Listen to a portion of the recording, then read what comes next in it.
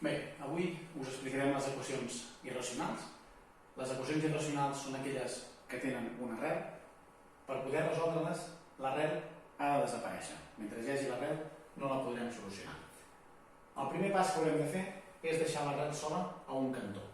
En aquest cas, i ho veurem millor amb aquest exemple, deixem l'arrel aquí a l'esquerra de l'igual i en aquest cas passem el menys 4 a l'altre cantó. Com que està negatiu, el passem a l'altre cantó, canviat de signe, per tant, positiu. Quan tenim l'arrel sola, el que fem és elevar al quadrat a les dues bandes de l'igual. De què ens serveix elevar al quadrat? Elevar al quadrat ens permet eliminar l'arrel i a l'altre cantó, on no hi ha l'arrel, simplement, si tenim un número, fem el quadrat, 4 al quadrat ens dona 16, i aquí ens queda una equació de primer grau. Les equacions de primer grau, recordem que les x a un cantó, números a l'altre. Per tant, passem el 6 que està restant a l'altre cantó sumant. Ajuntem el 16 i el 6 que ens dona 22. El 2 de la x ens passa dividint i aquesta equació ens dona 11 de resultat. Sempre està bé en aquestes equacions irracionals comprovar que el resultat és possible, que és correcte. Què pot passar? Que algun cop al substituir el resultat ens doni que l'arrel dona negativa, llavors no seria un resultat vàlid. En aquest cas, si nosaltres substituïm la x per 11, si calculem això, ens dona 22 menys 6, que en aquest cas sí que ens dona una arrel positiva, per tant, podríem fer-ho. Anem a posar un exemple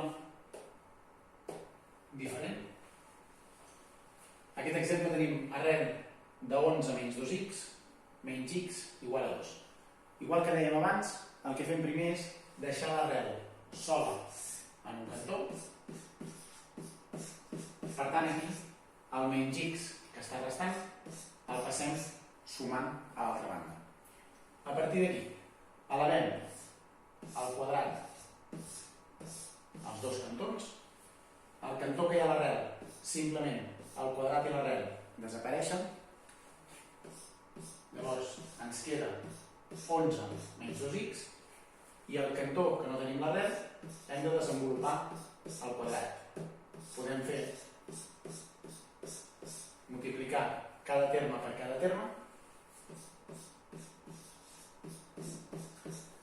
Aquí ens donaria 2 per 2, 4, 2 per 2x, 2x, x per 2, 2x, i x per x elevat al quadrat. A partir d'aquí veiem que ens queda una equació de segon grau, la d'abans que ens ha donat era de primer, aquí ho hauríem de resoldre per la fórmula.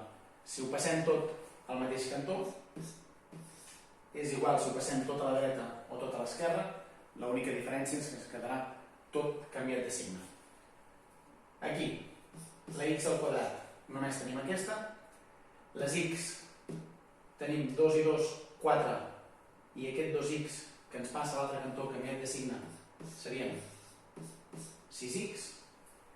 Si passem l'11 a l'altra banda, passaria menys 11, per tant 4 menys 11 ens donaria menys 7. Aquí tenim una equació de segon grau, on la A val 1, la B val 6 i la C val menys 7. Resolem aquesta equació amb la fórmula, que seria menys B, arrel de B al quadrat, menys 4 per A per C, partit tot per 2A. Si continuem calculant, ens donaria menys 6, més menys, i dins de l'arrel ens quedaria el 36 del 6 al quadrat i menys 4 per 1 per menys 7, menys i menys ens acabaria donant positiu, ens donaria més 28. A sota, 2 per 1, 2. Si continuem calculant, aquí ens quedaria arrel de 64. Si fem l'arrel de 64, ho continuarem aquí, ens donaria 8. I ara utilitzem el més i el menys per calcular els dos resultats. Menys 6 més 8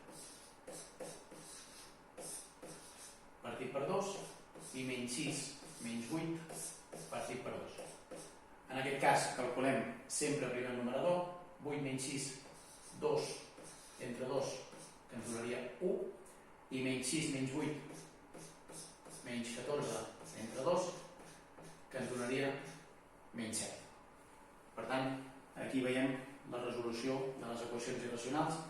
En principi és fàcil si sabem aïllar l'arrel i deixar-la sola a un cantó.